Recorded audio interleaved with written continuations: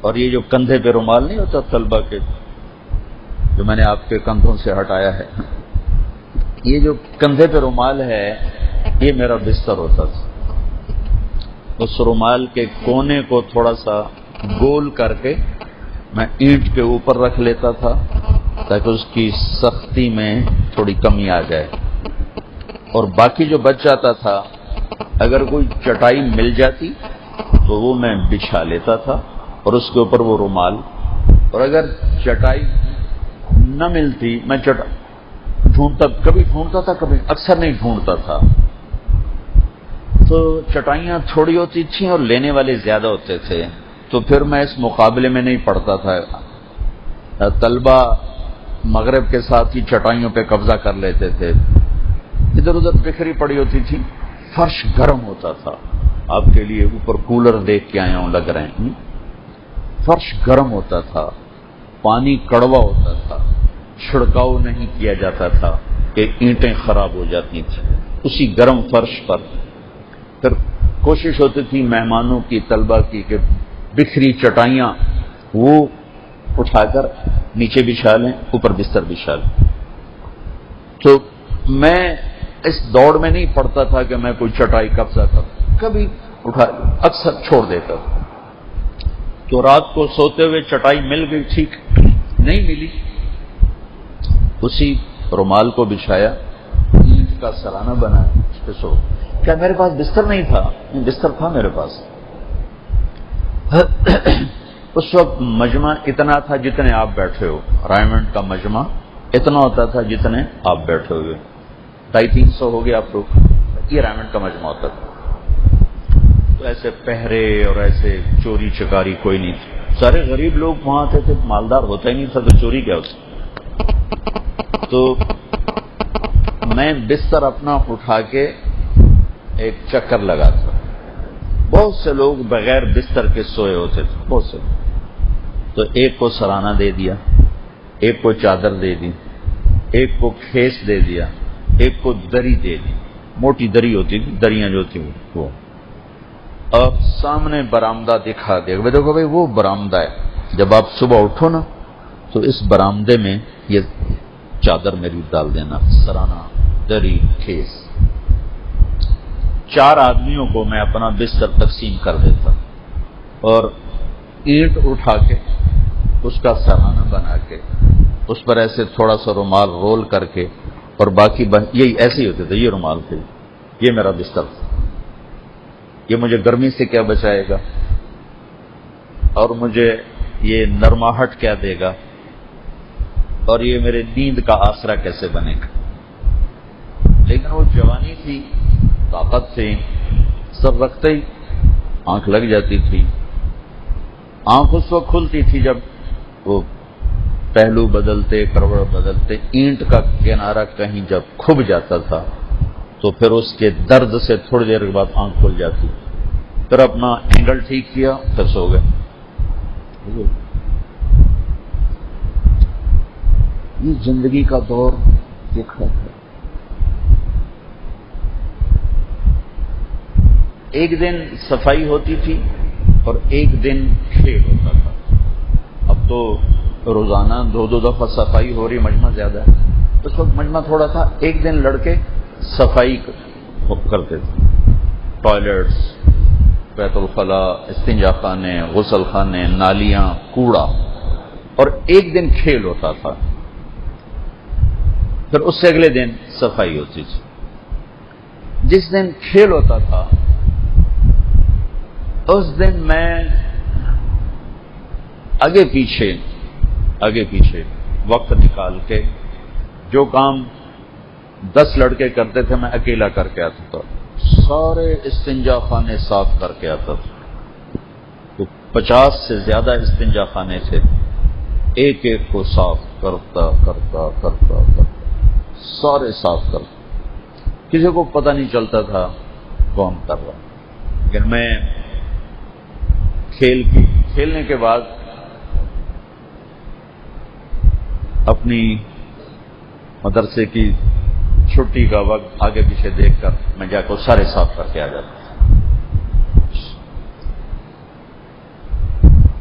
کھانا کھلانا، لڑکے اپنی ہماری باریاں ہوتی تھیں، کھانا کھلایا، دسترخوان لپیٹا، سمیٹا، برتن دھوئے اور وہ گئے، سب یوں نکل جاتے تھے. میں ٹھہر جاتا تھا کیونکہ مہمان بعد میں آ رہے ہوتے تھے اور اکا دکا کھا رہے ہوتے تھے. پھر برتن بکھر جاتے تھے، تو جتنے برتن وہ 10-11 لڑکے مل کر دھوتے تھے اتنے پھر کٹھے ہو جاتے تھے. وہ سارے میں کٹھے کر کے اکیلا دھوتا تھا، صاف کرتا تھا.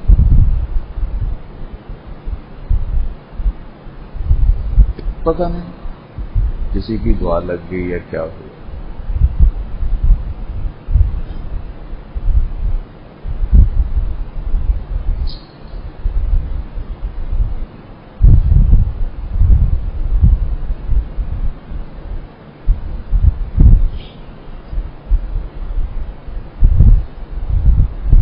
سارے مطبخ کا چکر لگاتا تھا، سارے مطبخ، ایک کھانے کی جگہ ایک پکانے کی جگہ. پکانے کی جگہ پہ پکانے والے کھانا کھا رہے ہوتے تھے، تو ہماری قوم سلیقے سے تو محروم ہے. قرینہ، سلیقہ یہ زندگی کا حصہ ہے، لیکن تمہارے بھی اوپر دیکھ کر آئے ہوں بکھرے ہوئے بستر، لگتا ہے جیسے کسی بچڑ خانے سے گزر کے آیا ہو. یہ ہماری ساری قوم کا ہے، طریقہ نہیں، سلیقہ نہیں. نہ کسی نے بتایا ہے، نہ کسی نے سکھایا، نہ سیکھنے کا جذبہ ہے. تو وہاں مطبخ میں جہاں کھانا پکتا ہے وہاں ڈھیر لگا ہوتا تھا، پیالے، پلیٹیں، روٹیوں کے ٹکڑے، گند مچا ہوتا تھا. وہ سارا الگ پھر کٹھا کرنا، ادھر والا بھی ادھر والا بھی، اور ٹوٹی پہ بیٹھ کے سب سے آخر میں جانا. کاتب تقدیر کیا کچھ لکھ چکا تھا مجھے تو نہیں پتا تھا. اس وقت میں مخلص تھا، اس وقت مر جاتا تو امید ہے کہ جو عمرو بن عاص رضی اللہ تعالیٰ عنہ نے فرمایا تھا نا، انی قد کنت علی اطباق ثلاث، یہ 3 دور سے گزرا. کیا وہ انتقال کا وقت تھا نا، کا ایک دور یہ تھا کہ میرے دل میں سب سے بڑی دشمنی اللہ کے نبی کی تھی، اور میرا جی چاہتا تھا کہ مجھے موقع ملے میں ان کی گردن اڑا دوں. اگر اس وقت میں مر جاتا تو میں یقیناً جہنم میں جاتا. پھر اللہ نے مجھے ایمان کی روشنی دی، ہدایت دی. پھر اللہ نے مجھے اپنے نبی کا ایسا عشق دیا کہ میں زندگی بھر ان کے چہرے پر نظر نہ ڈال سکا حیا کی وجہ سے. اگر تم مجھے کہو کہ اپنے نبی کا حلیہ بیان کرو تو میں نہیں کر سکتا، کیونکہ میں نے ایک دفعہ بھی آپ کو آنکھ بھر کے زندگی میں نہیں دیکھا تھا. میں اس وقت مر جاتا تو میں جنت میں جاتا، مجھے امید ہے میں جنت میں جاتا. اب میں تیسرے دور سے گزر کے مر رہا ہوں، جس میں پتہ نہیں ہم نے کیا کیا کیا نہ کیا. اب کچھ پتہ نہیں کیا ہوگا کیا نہیں ہوگا.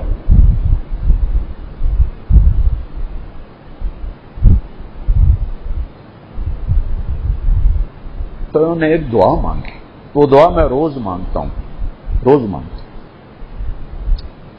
اللہم لا بریء فاعتذر،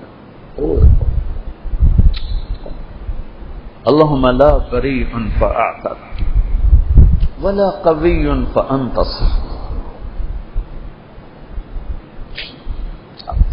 ولا قوی فانتصر ولا مستنکر بل مستغفر ولا مستنکر بل مستغفر. اللهم لا بریء فاعتذر ولا قوی فانتصر ولا مستنکر بل مستغفر لا الہ الا اللہ. یہ کہتے کہتے روح پرواز کر.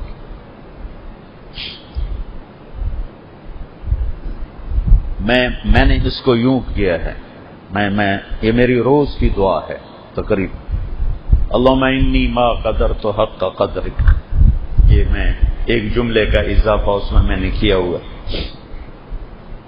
اللهم إني ما قدرت حق قدر فلا بري فآثر ولا قوي فأنتصر ولا مستنكر بل مستغفر لا إله إلا الله.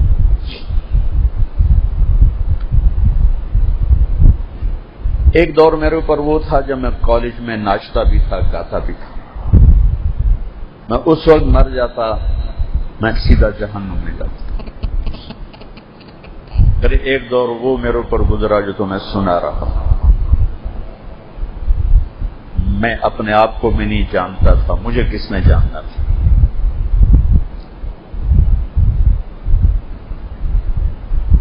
اور اللہ کے سوا کوئی منزل نہیں تھی، اور اللہ کے سوا کوئی طلب نہیں تھی. کچھ سامنے تھا ہی نہیں نیت کو خراب کرنے والا. اس وقت اللہ بلا لیتا تو اس کے خزانوں سے امید تھی کہ سیدھے ہی ٹپ جاتے، پار ہو جاتے. اب یہ تیسرا دور ہے، اس میں شہرت، واہ واہ، پتہ نہیں انجام کیا ہوگا، مجھے نہیں پتا.